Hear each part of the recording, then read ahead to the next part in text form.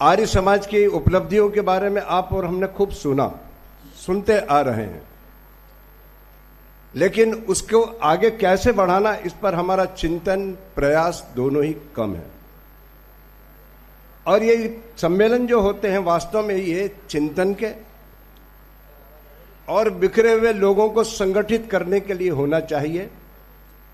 और मैं सोचता हूं कि जम्मू में जो ये सम्मेलन हो रहा है इसमें बहुत सी बातें ऐसी बताई गई हैं जो हमारे उद्देश्य को, जो हम अपने सत्संग के पश्चात कार्यक्रमों में बड़े जोर शोर से नारे लगाते हैं, कृणवंतो विश्वमार्यम, कहीं न कहीं उस पथ पर चलने के लिए आपको प्रोत्साहित करेगा, ऐसा मैं विश्वास रखता हूं।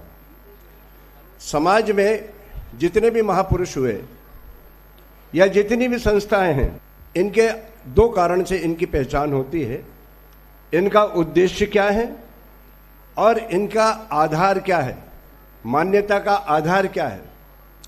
1875 के पहले भी कई महापुरुष हुए, कई संस्थाएं उस समय भी संचालित हो रही थी। ऐसा क्या है कि दुनिया के लोग और विशेष करके आप और हम लोग यह मानते हैं कि ऋषि दयानंद से कोई अच्छा नहीं हुआ 5000 साल में, और आर्य समाज से अच्छी कोई संस्था 5000 साल के पश्चात नहीं है? ऐसी क्या विशेषता है? इस पर थोड़ा सा चिंतन करना चाहिए। निश्चित रूप से इस चिंतन को समझने के पश्चात आपके मन में और अपने लिए गौरवान्वित स्थिति उत्पन्न होगी।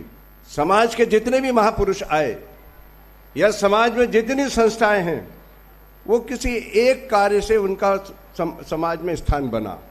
या उन्होंने अध्यात्म की तरफ कार्य किया, या उन्होंने सामाजिक कार्य में आगे अपने आप को बढ़ाया, अथवा वो राष्ट्रीय विचारधारा को जुड़े और राष्ट्रीय विचारधारा का किया। लेकिन संसार के इतिहास को उठाकर देखो, संसार में केवल एक व्यक्ति ऐसा, एक महापुरुष ऐसा मिलेगा, स्वामी दयानंद सरस्वती, और एक संस्था केवल दुनिया में ऐसी है जिसने अध्यात्म को, समाज को और राष्ट्र को तीनों पर समान रूप से चिंतन किया। दुनिया में कोई संस्था है तो वो आपकी संस्था है या आर्य समाज, दूसरी कोई संस्था ऐसी नहीं। यह विशेषता थी। दूसरी बात एक और, जितनी संस्थाएं हैं, उन जो संस्थापक हुए उनके अपने अपने विचार थे, उनके अपने अपने मत थे। विश्व में यदि कोई संस्था ऐसी है जो ईश्वर की विचारधारा से और ईश्वर के आदेश का पालन करती है, तो वो केवल आपकी संस्था आर्य समाज है, दूसरा हो ही नहीं सकता है। कैसे? आज समाज में जो अव्यवस्था है, यह अव्यवस्था का कारण क्या है? मैंने एक लेख लिखा कि संसार दुखी क्यों, तो उसमें मैंने ही उत्तर दिया क्योंकि मनुष्य की संख्या घट रही है। कई लोगों ने प्रश्न उठाया, 1,40,45 लाख हो गए और आप कह रहे हो कि मनुष्यों की संख्या कम हो गई। मैंने मनुष्य कहा है, छिपे जाने कितने जंगल इन बस्तियों के बीच, आदमी तो आज शैतान के रूप में मिला है। इनको यदि केवल शरीरधारियों को यदि मनुष्य मानोगे तो तुम्हारी सबसे बड़ी भूल है। कहने को यह आदमी नाम से मशहूर है, कहने को यह आदमी नाम से मशहूर है, किंतु आदमियत से बहुत दूर है। ऐसे लोगों को यदि मनुष्य तुम मानोगे तो फिर तो काम हो गया, फिर तो अव्यवस्था इसी में होगी। इसी शरीर में तो आतंकवादी हैं, इसी शरीर में तो नक्सलवादी हैं, ऐसा ही शरीर तो रावण का था, ऐसा ही शरीर तो दुर्योधन का था, ऐसा ही शरीर तो कंस का था।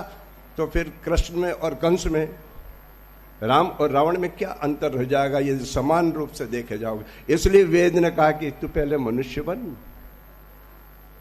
और फिर एक बात और मैं कहना चाहता हूं, परमात्मा ने जब ये सौंपी ना, ये सारी संपत्ति आपको दी, तो उसने स्पष्ट उद्देश्य दिया, अहम भूमि ददामि आर्याय। ध्यान से सुनो, किसको दी? ये भूमि में आर्यों को दे रहा हूं। आर्यों को दी। आर्य तो बहुत दूर बात है, क्योंकि इसमें श्रेष्ठ शब्द लगा हुआ है। जो आदमी की आज स्थिति है, आदमी देवता ना बन सके तो कोई गम नहीं, अरे आदमी आदमी बन जाए ये भी कम नहीं। इसलिए वेद ने सबसे पहले कहा कि तू मनुष्य तो बन। आज हम सब कुछ बन रहे हैं, डॉक्टर बन रहे हैं, इंजीनियर बन रहे हैं, व्यापारी बन रहे हैं, वकील बन रहे हैं, नेता बन रहे हैं और पता नहीं क्या क्या बन रहे हैं, किंतु मनुष्य बनने की व्यवस्था हमने समाप्त कर दी है। उसका परिणाम हम भुगत रहे हैं। हम कहते हैं सर्वे भवन्तु सुखिना, रोज पढ़ते हैं तमसो मा ज्योतिर्गमय, फिर कहते हैं वसुदेव कुटुंबकम। यह कैसे संभव होगा? इसका मार्ग यदि कोई है तो संसार में केवल केवल आर्य समाज का मार्ग ही है।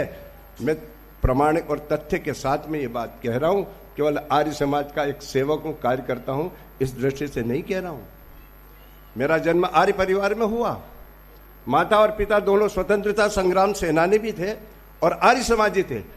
वो संस्कार मुझे मिले, किंतु जब मैंने बड़ा होकर महर्षि दयानंद को और कुछ साहित्य को पढ़ा तो मुझ में और कट्टरता आ गई, मैं और पक्का हो गया। तो मैं, क्योंकि समय की मर्यादा को ध्यान में रखते हुए थोड़ी सी बात कर रहा हूं। सर्वे भवन्तु सुखिना की बातचीत की, तो भाई सुख कैसे प्राप्त होगा? सुख तो प्राप्त होगा, सुखस्य मूलम धर्म, कि सुख तो धर्म से प्राप्त होगा। और फिर आगे कहा धर्मस्य मूलम वेद, कि धर्म का मूल तो वेद है। तो वेद की बातचीत कौन कर रहा है? बीमारी है वो औषधि जो खाना चाहिए, कौन आपको दे रहा है? कौन इस संसार? तो वेद की बातचीत करना जो करता है तो वो केवल आपका ही संगठन तो कर सकता है। असतो मा सद्गमय की बातचीत करते हैं, तमसो मा ज्योतिर्गमय की बातचीत करते हैं। तो हमारा तो उद्देश्य है कि अविद्या का नाश और विद्या की वृद्धि करना चाहिए। यही तो महर्षि ने हमारे को दिया है। तो आज आपका जो संगठन है ये ईश्वरीय वाणी जो है, ईश्वरीय जो आज्ञा है उसको पूर्ण करने में लगा है। सर्वे भवन्तु सुखिना की यदि कोई बात सिद्ध होगी तो आर्य समाज के सिद्धांतों पर चलकर होगी, क्योंकि इसमें व्यक्ति तक सीमित अपने आप को रखना निषेध है। आर्य समाज का नियम पढ़िए। यह पाश्विक प्रवृत्ति है कि केवल अपने लिए जो जीते हैं, संसार का उपकार करना, प्रत्येक को अपनी उन्नति में संतुष्ट नहीं रहना। बताओ समाजवाद का और सबको सुखी करने का इससे बड़ा सिद्धांत क्या हो सकता है? यह केवल केवल आर्य समाज आपके इस संस्था के माध्यम से इस समाज तक पहुंचेगा। आवश्यकता है, ये नारों से काम नहीं चलेगा, ये भाषणों से काम नहीं चलेगा। हमारा अपना जीवन हमें वैसा बनाना पड़ेगा। क्षमा करना, मैं आर्य लिख दूं और मेरे यदि संस्कार, मेरा कार्य, मेरी दिनचर्या वैसी नहीं है तो मेरा प्रभाव किसी दूसरों पर नहीं पड़ेगा। ऋषि ने जब हरिद्वार में देखा कि मेरी इतनी बात का भी कुछ प्रभाव नहीं पड़ रहा है, कोई ना कोई कारण तो होगा। ऋषि जब चिंता कर सकते हैं और उसके लिए फिर जाते हैं, वो तपस्या करते हैं, तो हम तो बहुत साधारण व्यक्ति हैं। कहीं ना कहीं हमारे में कुछ कमी है। हमारी वाणी में हो सकती है, हमारे ज्ञान में हो सकती है, हमारे स्वाध्याय में हो सकती है। आप किसी को ठीक से समझा नहीं पाते हैं और सबसे बड़ा कारण है आपका प्रभाव उस पर ज्यादा पड़ेगा, उस व्यक्ति का ज्यादा होगा जिसके जीवन में वही सत्यता है। ऋषि दयानंद के जीवन में सत्यता थी। हमारा आधार, हमारा उद्देश्य तो संसार को श्रेष्ठ बनाने का है और हमारी संस्था का आधार परमेश्वर की वाणी और ऋषि दयानंद का चरित्र है। जितना हम वेद पर विश्वास करते हैं, हमने अच्छी तरह देख लिया, खूब पढ़ा, खुद समझा, दूसरे लोगों से भी सुना।